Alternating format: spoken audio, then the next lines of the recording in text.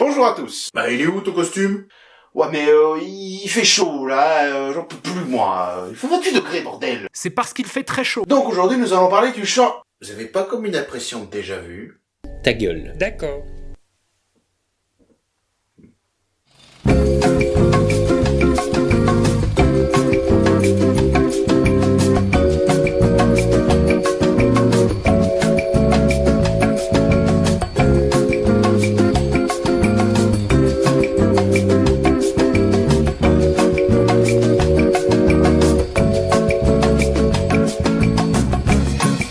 Bonjour tout le monde. Bonjour. Mais qu'est-ce qui vous prend? Bah, on était un peu triste que personne te répondait jamais. Vous êtes complètement con. Aujourd'hui nous allons parler du champ magnétique terrestre et de la magnétosphère. Bah, c'est pas la même chose. Non. La magnétosphère est un phénomène qui découle du champ magnétique. Mais c'est pas la même chose. D'abord, le champ magnétique terrestre, c'est... Ah, ça, je sais. C'est le centre de la Terre liquide qui crée une sorte de gros aimant dans les deux pôles de la Terre. Non.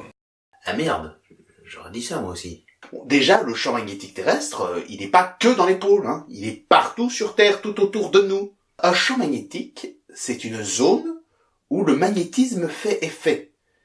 Donc, dès que vous êtes dans un endroit où vous pouvez percevoir cet effet, par exemple avec une boussole, bah, c'est que vous êtes dans le champ magnétique terrestre. Les pôles, c'est vers où se dirige le champ magnétique. C'est vers là qu'ils vont.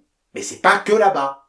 Oui, bon, d'accord, mais l'histoire du noyau, lui, par contre, c'est correct. En grande partie, oui. En grande... Non, mais c'est quelle partie qui est fausse? Non, c'est totalement correct. C'est juste que il n'y a pas que le noyau qui définit le champ magnétique. Il y a également d'autres petits éléments, même si c'est en grande partie le noyau. Il y a également une partie de la roche terrestre qui, grâce au champ magnétique, est devenue lui aussi magnétique. Et donc du coup, produit de lui-même son propre champ qui va très légèrement, mais très modifier le champ magnétique terrestre global. Les vents solaires aussi influent sur le champ magnétique étant donné qu'ils ionisent l'atmosphère et que les ions qui sont produits sont également polarisés et donc magnétiques. Même si le champ magnétique terrestre est en très grande partie engendré par le noyau de la Terre, il y a également quelques petits facteurs qui vont l'influencer légèrement. D'ailleurs, techniquement, les humains aussi y contribuent. Avec tous les câbles électriques qu'il y a partout. Parce que les câbles électriques, ça émet un champ magnétique, non? Oui, mais à toute petite échelle alors. Et pour ce qui est de la magnétosphère, c'est une zone dans notre atmosphère, tout au-dessus, mais vraiment à l'extrémité de l'atmosphère, où le champ magnétique est très important et qui nous protège des vents solaires venant, comme son nom l'indique, du soleil. Et les vents solaires, c'est dangereux. Parce que ça produit des radiations qui n'ont aucun rapport avec le radiateur. Ta gueule, ferme ta bonne grosse gueule. Elle se situe entre 800 et 1000 km d'altitude. Sachant qu'on considère qu'on est dans l'espace à partir de 100 km, et que l'ISS, elle, Station Spatiale Internationale. En anglais. Sinon c'est SSI. est à 408 km. Donc elle est carrément haute. Et voici à quoi devrait ressembler le champ magnétique terrestre. Et voici à quoi il ressemble en vrai. La vache, qu'est-ce qui lui est arrivé? Qu'est-ce que c'était que ça?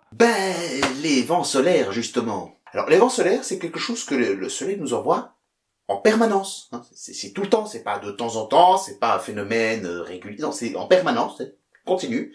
Et qui, s'il n'y avait pas de magnétosphère, empêcherait la vie sur Terre telle qu'elle existe maintenant d'exister. Elles peuvent, notamment, détruire sur le long terme nos cellules, en particulier l'ADN. En gros, c'est plus ou moins la même chose que quand on est exposé à des radiations nucléaires telles qu'à Tchernobyl ou à Fukushima. Et pour ce qui est du court terme, eh bien, on a observé parmi les astronautes qui ont participé au projet Apollo, et donc les seuls astronautes qui ont quitté la magnétosphère, un taux de cataracte assez important. Beaucoup plus que dans la moyenne. Donc on sait que sur le court terme, ça infecte les yeux. Enfin bon, la cataracte, ça se soigne. Mais voilà. Donc, les vents solaires, c'est une saloperie. Et dites-vous bien que on ne pourra jamais coloniser une planète qui n'a pas de champ magnétique terrestre.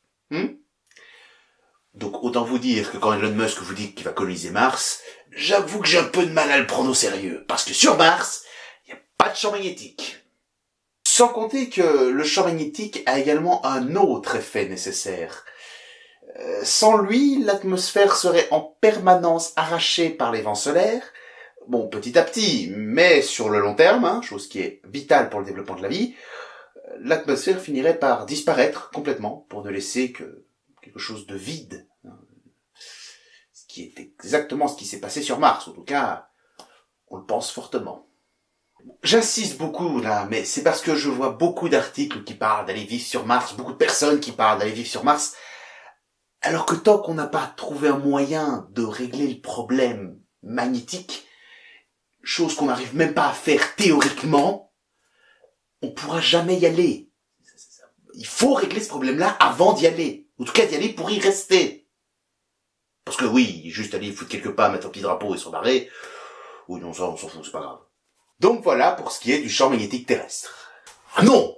Quoi? Tu vas encore nous faire un mini-épisode, ça suffit maintenant, hein, alors tu te sors les doigts du cul et t'arrêtes de glander! Et sinon, ton format historique, il en est où? Bon, on va s'arrêter là, c'est bien, je trouve, pour un épisode aujourd'hui.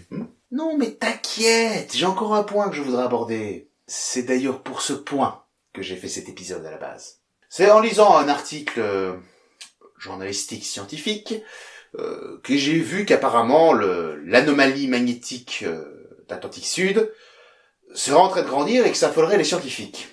Bon, alors déjà, l'anomalie magnétique d'Atlantique Sud, on va l'appeler par ses initiales parce que c'est beaucoup trop long. T'es sûr ton coup, là? Ben oui, pourquoi? Parce que ça fait Hamas. Ouais, on va juste l'appeler l'anomalie alors. Donc cette anomalie, pour comprendre ce que c'est, il va d'abord falloir que je vous parle un tout petit peu de la ceinture de Van Allen. En gros, dans la magnétosphère, elle ne va pas totalement repousser tous les vents solaires. Elle va par endroits les stocker, les absorber, faire des couches de radiation, justement, de vents solaires, qui, elles, sont appelées les ceintures de Van Allen. C'est des zones ultra dangereuses, donc autant vous dire que quand les astronautes doivent la traverser pour aller dans l'espace, notamment pour aller sur la Lune, ils font super gaffe d'y aller très vite et de bien protéger les vaisseaux pour que ça traverse pas trop là où il y a les pilotes. Je sais déjà que j'ai un cancer. Je sais pas quel organe ça va être, mais je le sais déjà. Or, il se trouve que dans l'océan Atlantique, au sud, près du Brésil, il y a une zone où le champ magnétique est un petit peu plus faible. Et donc, du coup, les ceintures de Van Allen sont plus proches de nous. Et un peu, mais il paraîtrait, en théorie, que cela pourrait perturber notre réseau électrique. Et je dis bien en théorie parce que ça n'a pas été prouvé. Ça n'a pas eu encore de fait établi que c'est déjà arrivé. Par contre, pour les satellites, eux, qui sont beaucoup plus hauts, quand ils passent par là, oui, ils sont suffisamment proches de les ceintures de Van Allen pour les perturber. C'est pour ça que l'ISS est méga protégé pour que quand elle traverse là, il se passe rien pour les mecs dedans. Et aussi, certains satellites, comme Hubble par exemple, le télescope, lui ne fonctionne carrément pas. On le coupe, ou en tout cas on essaye de le couper au maximum quand il passe dans cette zone. Bon, alors primo, c'est absolument pas un mystère pour les scientifiques. On explique très bien cette anomalie.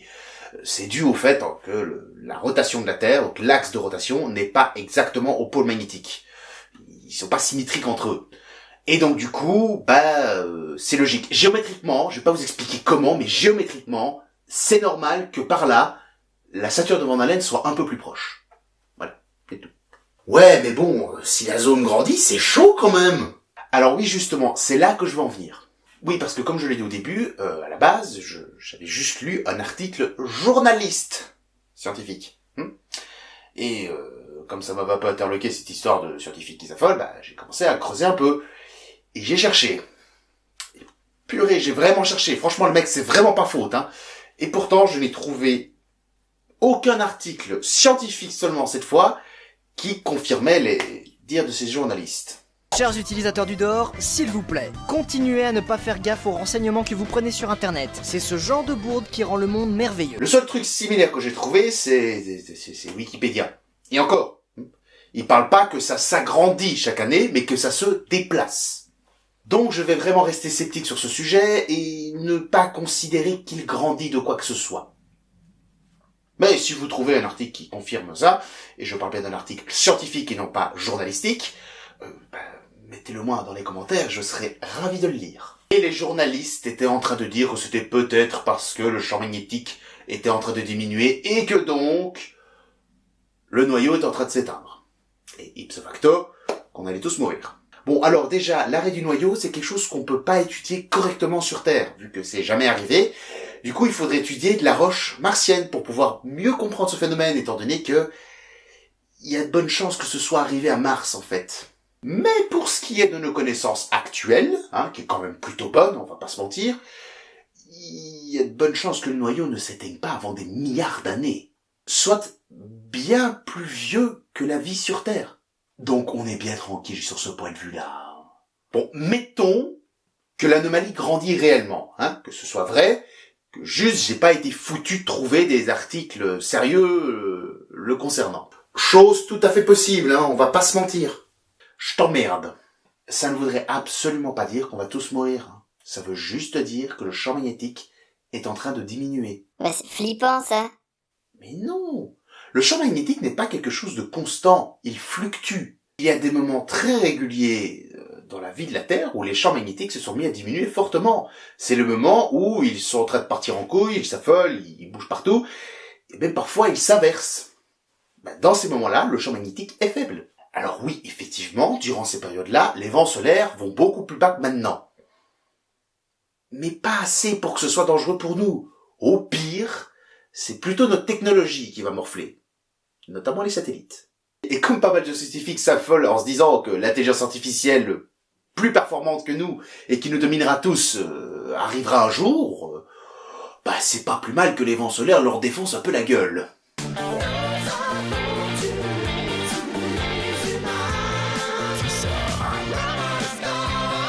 Et mon robot sexuel que j'avais commandé au Japon? Y a pas grand intérêt de les rendre intelligents, ceux-là, je veux dire.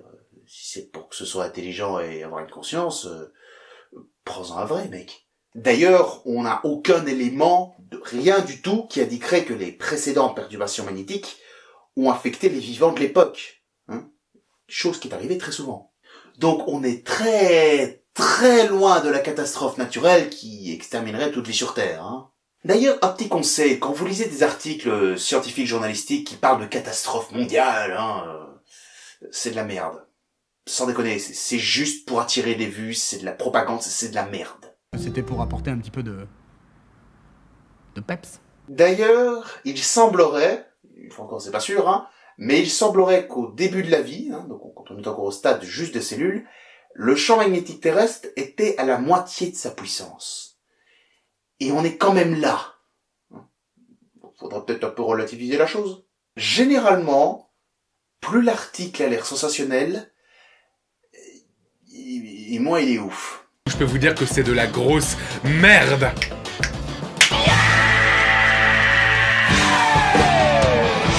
Voilà, cet épisode est terminé, j'espère qu'il vous a plu. Si c'est le cas, n'hésitez pas à mettre un petit pouce en l'air, et surtout à le partager, ça j'insiste à chaque fois, mais c'est vraiment important que vous le partagiez. Sinon, vous pouvez mettre des petits commentaires, ça fait toujours plaisir, dialoguer un peu avec vous. Et je vous dis à la prochaine. Allez, salut salut.